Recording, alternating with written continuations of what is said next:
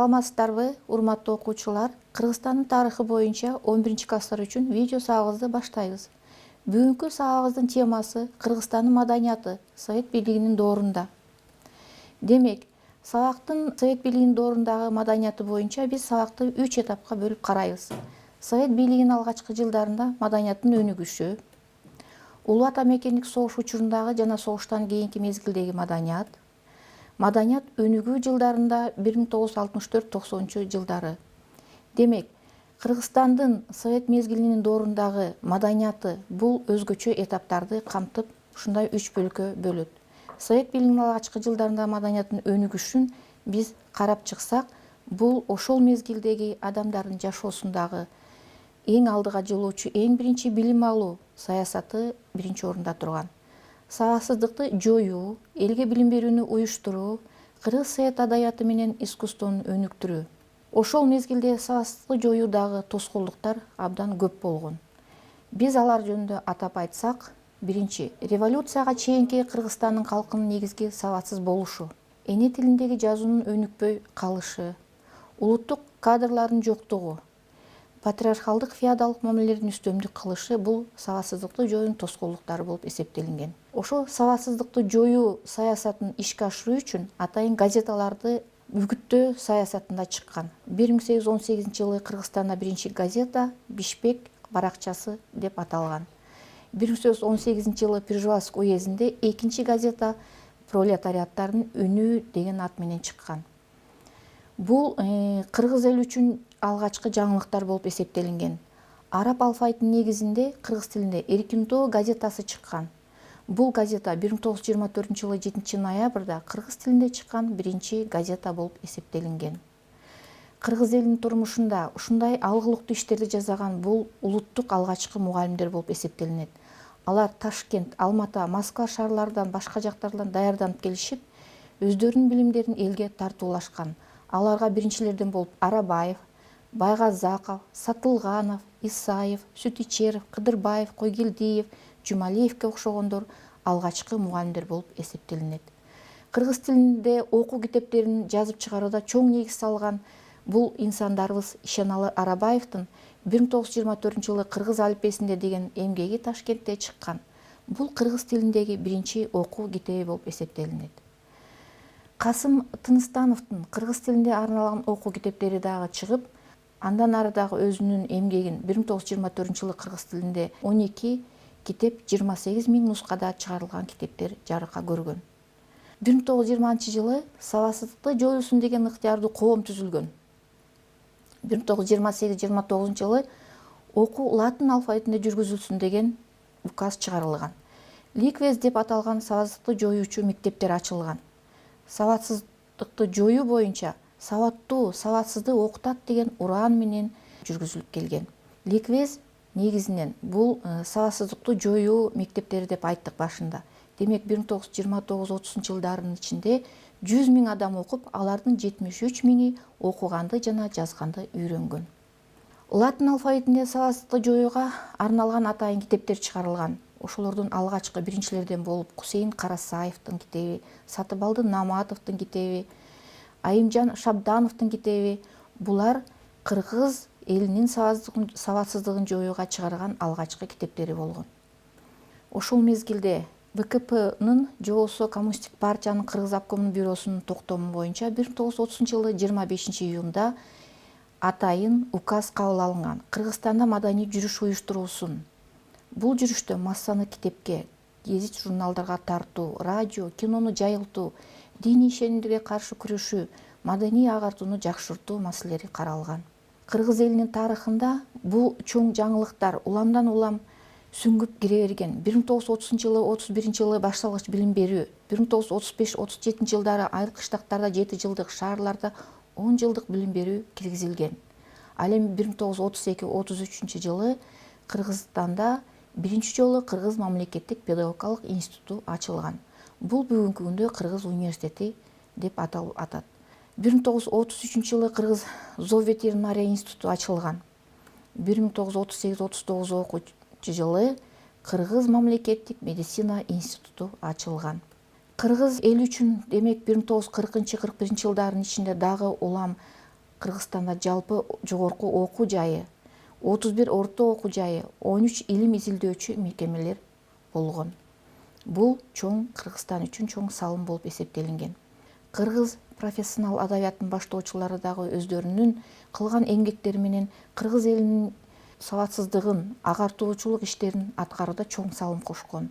Тыныстанов, Элибаев, Жантөшев, Карачев, Алы Токумбаев, Сыдыкбековго окшогондор өзүнүн салымын кошуп келген. Андан сырткары бул кыргыз эли мурунтадан бери өзүнүн өнөрчүлүгүн көрсөтүп келген эл болуп эсептелингенден профессионалдык искусство адамдарынын чеберчилиги дагы өнүгүп өскөн. Атайын 1930-жылы республикалык музыкалык драмалык студия театрга айланган. 1935-жылы Фрунзеде Орус драма театры ачылган. 1936-жылы Кыргыз музыкалык драма театры уюшулган. 1936-жылы Кыргыз мамлекеттик филармониясы уюшулган. 1937-жылы майда ушундай салымдардан кийин Кыргыз мамлекеттик драма театрында опера, драма коюлуп, 1939-жылы Айчүрөк операсы коюлган. Көркөм сүрөт өнөрү дагы жаңы баскычтарга көтөрүлгөн. 1935-жылы Кыргыз мамлекеттик галереясы уюшулуп, анын башында көптөгөн сүрөтчүлөр иштеп, эң белгилүү Гапар Айтиев, Чуйковдун эмгектери, салымдары көп болгон. Ошол 35-жылы ачылган Кыргыз мамлекеттик галереясын уюштурган бул Чуйков башында жетектеген. 39-жылы көркөм сүрөт өнөр жайы ачылган. Москвада ушундай жетишкендиктердин баардыгын өзгөчө карап көрчү бул кыргыз искусствосунун биринчи декадасы өткөн. 1939-жылы 26 майдан 30 июнга чейин болуп өткөн бул декадада кыргыз искусство чеберлеринин көпчүлүгү Москванын көрүүчүлөрү үчүн 30 миңден ашык көрүүчүсү алардын эмгегин баалаган жана искусство чеберлерине атайын сыйлыктарга ээ болушкан. Ленин ордени, эмгек кызыл туу, 71 Ишмер Эсирин ордени менен сыйланышкан. Балдар, биз бүгүнкү сабагыбызды ушул совет мезгилиндеги сабатсыздык жоюу саясатын канчалык деңгээлде, канчалык түшүнүктөрдү алганыңарды өздөштүрүү максатында биз жыйынтыктоо максатында суроолордун үстүндө иштеп алалы. Кыргызстанда эң биринчи кайсы газета чыккан? Пишпек баракчасы. Кыргыз искусствосу менен адабиятынын Москвадагы декадасы качан өткөн? 1939-жылы 26 майдан 30 июлга чейин. ВКП-нын Кыргыз обкомунун токтомунда 1930-жылы 25 июнда кайсы маселе каралган? Кыргызстанда маданий жүрүштү уюштуруу. Кыргыз мамлекеттик галереясы уюшулган жана ким жетекчиси болгон? 1935-жылы анын жетекчиси Семен Чуйков болгон. Демек, биз бүгүнкү сабагыбызда маданий жүрүштүн тарыхын ошол этабы боюнча жыйынтыктап тарыхый натыйжа чыгарабыз.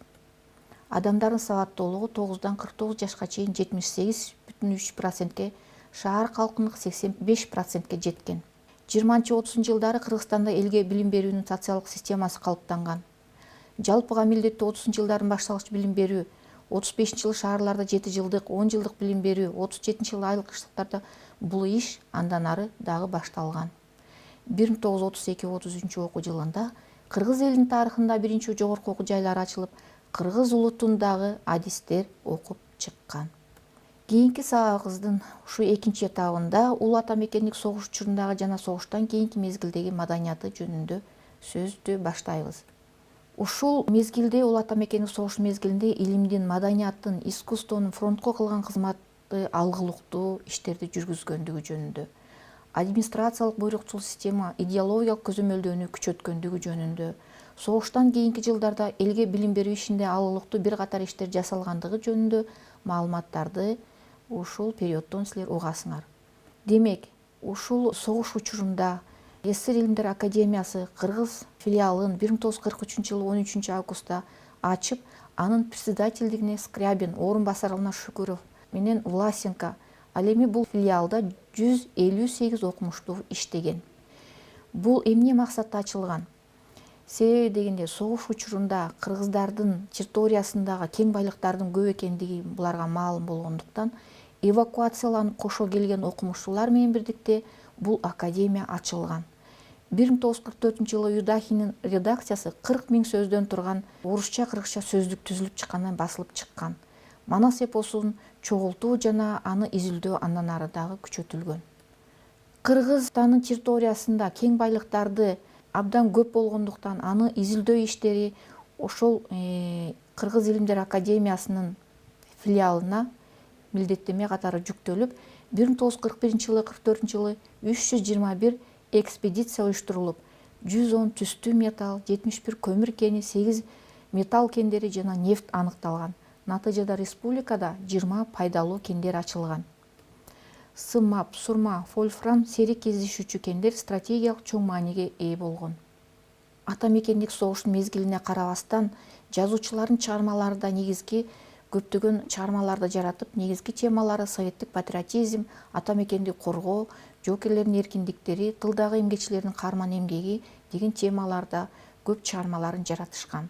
Алардын ичинен Токомбаевдин Ашырбай, Жантушевдин Чолпонбай поэмасы, Осмоновдун Ант, Маликовдун Менин Кавказым, Үмөталиевдин Үчөө, Сыдыкбековдун эмгектерин айтабыз. Ошол мезгилде булардын дагы элди патриоттуулукка үндөгө жүргүзгөн саясаттары эң чоң жогорку деңгээлге жеткен. Кыргыз искусствосунда дагы фронттогу гастролдор өзгөчө чоң мааниге ээ болушкан. 1941-жылы июль айында 1942-жылы 1-апрелден 763 концерт коюлган. Тылдагы эмгечилерге 750 концерт коюп беришкен. Театрда 1942-жылы ошол кезде Көкүл, Ким кантти деген опералар коюлуп, 1944-жылы Чолпон балети коюлган. Андан сырткары сүрөт көркөм искусствосундагы адамдардын да эмгектери ошол мезгилде өркүндөп өсүп өнүккөн. Чурковдун ата мекен үчүн Чолпонбайдын портрети, Игнатьевдин фронтко узатуу, эне менен жолугушуу, Айтиевдин фронттон кат, Галченконун Бычка курулушунда, Илинанын Кызылча ото, Акылбековдун колхоз кароолчулары деген сүрөттөрү тартылган. Чоң жетишкендиктер болуп аткан мезгилде Совет бийлигиндеги бюрократиялык акимчил системанын дагы кээ бир кесепеттери бул маданиятка өзүнүн терс көрүнүштөрүн дагы жүргүзгөн. Ошол кезде Молдо Кылычтын эмгектери буржуазиялык улутчул космополит деп аталып, аны изилдеген Зияш Бектенов, Тазабек Саманчин, Ташим Байжиевдердин бардыгы бул чыгарманы изилдегени үчүн репрессияга кабылышкан.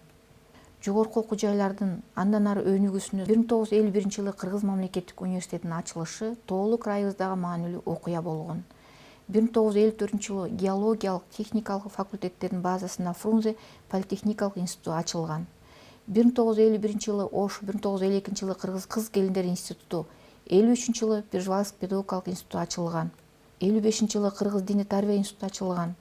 Орто окуу жайларда 54-жылы Фрунзе жеңил өнөр жайы, Советтик сода техникум, 56-жылы Нарында айыл чарба, 57-жылы автожол техникумдары ачылган. Бул Кыргыз мамлекетиндеги жаштар үчүн, илим билимин өркүндөтүү үчүн абдан чоң багыт жана чоң жыйынтыктарды алып келген. Мурун 1940-жылы ачылган Кыргыз Илимдер Академиясынын филиалы эми 1954-жылы Кыргыз ССРнин Илимдер Академиясы деп аталып калган. Анын биринчи президенти болуп Иса Ахунбаев шайланган. Ал эми ал мезгилде ушул академиянын биринчи курамына окумуштуулар Жамгырчинов, Батманов, Юдахин, Юнусалиев окшогондор кирген. Жазуучулардан Токомбаев, Сыдыкбеков жана башка белгилүү 22 адам кирген.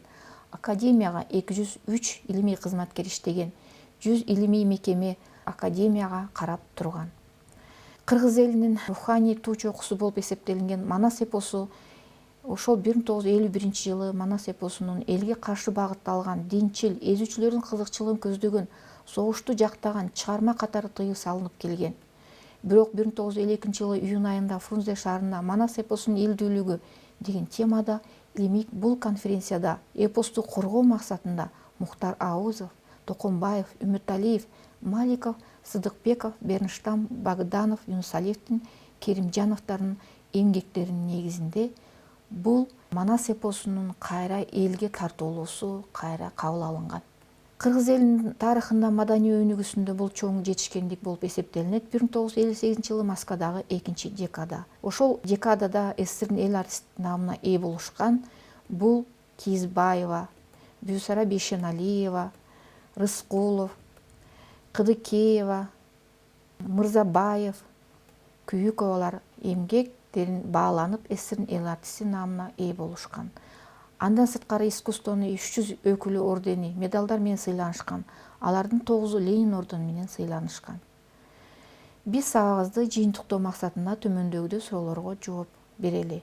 Улуу ата мекендик согуш мезгилиндеги кыргыз жазуучуларынын негизги темасы кандай болгон? Бул советтик патриотизм, ата мекенди коргоо, жөкелердин эрдиги, тылдагы эмгекчилердин каармандыгы. Кыргыз орусча сөздүктү түзүүчү СССРдин мамлекеттик сыйлыгынын лауреаты ким болгон?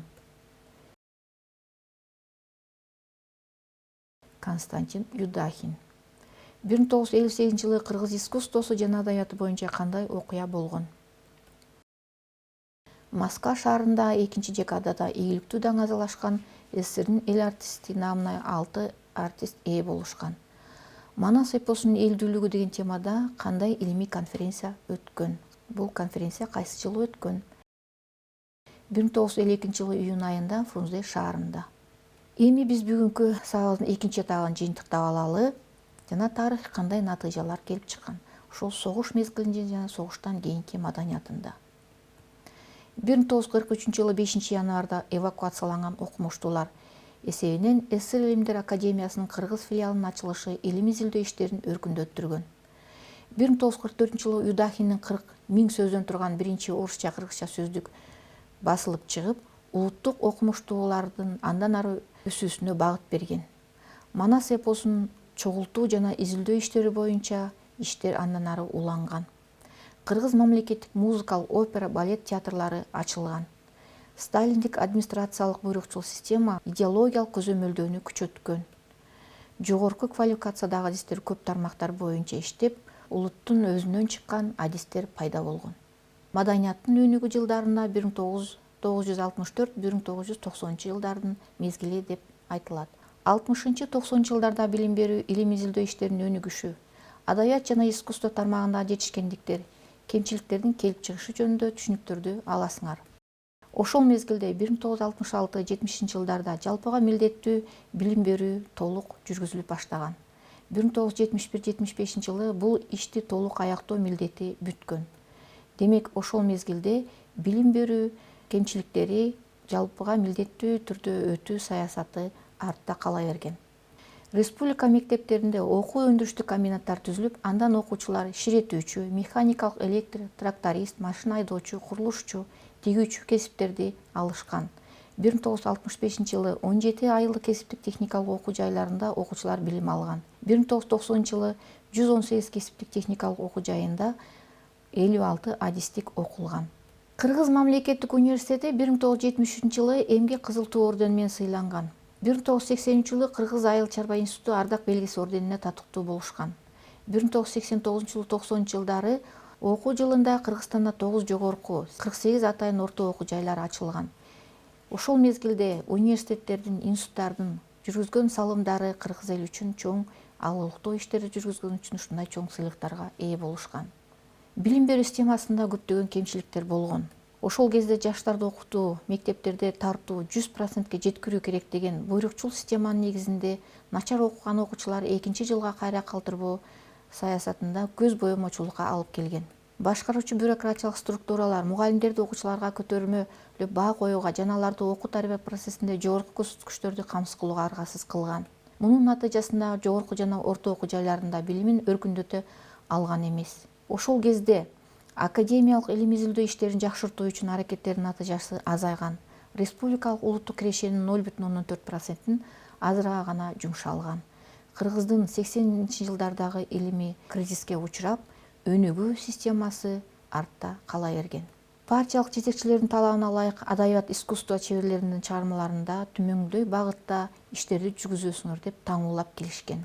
Чарбалык маданий турмуштагы өзгөрүүлөрдү мактап чагылдырууга, эмгекчилерди администрациялык буйрукчул бийликке берилгендиктен духта тарбиялоого, социалисттик патриотизм, СССР элдеринин достугу, партияга берилгендик деген темаларда гана ырларды жаздырууга мажбурлашкан.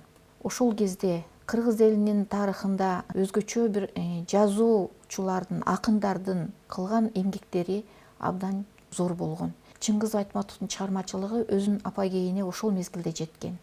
1968 жылы Кыргыз ССРнин эл жазуучусу, эл акыны деген наамдарга Айтматов, Баялинов, Жантошев, Сыдыков, Үмүталиевдер ээ болгон. Андан сырткары кино искусствосунун чеберчилиги да өркүндөп өскөн. Төлөмүш Океев, Шамшиев, Базаров, Садырбаевга окшогон белгилүү искусство чеберлеринин дүйнөлүк аренага чыгарган кинолору пайда болгон.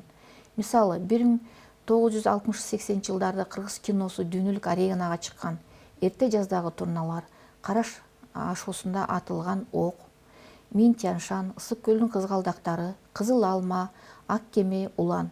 1986 жылы Төлөмүш Океевдин Ак Илбирстин тукуму, Сүйүндүковдун Жолдор кесилишинде, 1987 жылы Базаровдун Бойго жеткендер үчүн баш пааналама деген тартылган кинолору чоң чеберчиликке ээ болушкан. Бул кинолорду жаратуучулар Рыскулов, Чокморов, Жумадылов, Кыдыкеева, Күйүкова, Турсунбаева жана Күмүшалиевалар болуп эсептелинген. Ошол мезгилде консерваториядагы композиторлор белгилүү Калый Малдабасанов, Абдылас Малдыбаев, Насыр Давлесов, Муратбек Бегалиевдердин эмгектери дагы зор болуп эсептелинет. Муратбек Бегалиевдин 1991 жылы советтик композиторлордун ичинен биринчилерден болуп ЮНЕСКОнун сыйлыгына татыктуу болгон.